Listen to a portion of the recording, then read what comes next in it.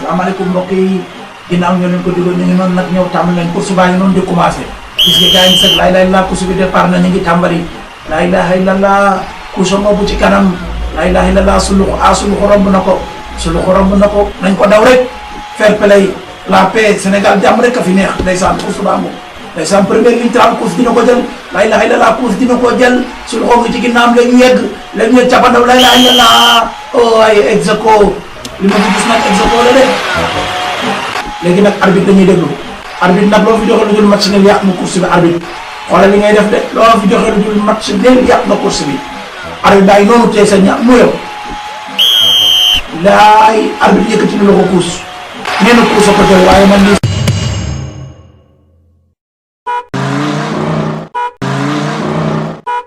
Alaaji Suluxu Njaay nuyu naa la. fay naa la my boy.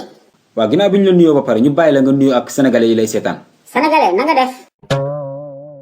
ah bon loolu mooy sa nuyoo. waaw boy dama yàkkamti temps amul. ok baax na léegi fan yi ñu ngi dégg ni Lego Entertainment dafa bëgg a tëgg deuxième édition course de vieillard te gis nañu ni première édition bi yaa jëloon deuxième ci course bi. booyee duma la bàyyi ngay eggali de jëluma woon deuxième premier ex aequo la woon VAR dafa sàcc. ah bon.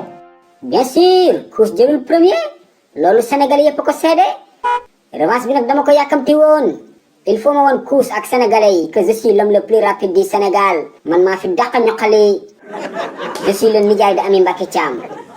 ok incha allah mais course bi cette fois Lego Entertainment daf si yokk yeneen teg yu bees pour mu gën a saf quoi voilà gis naa ni gagné 1 million di doon lu yomb bi pas. booy woo leen Usain Bolt bu leen neexee. non même pas yow la ak Kous Xaali Pulo le boutiquier ak Modou Dëxa ak Jackson. Jackson biiru maafe si course bi la bokk.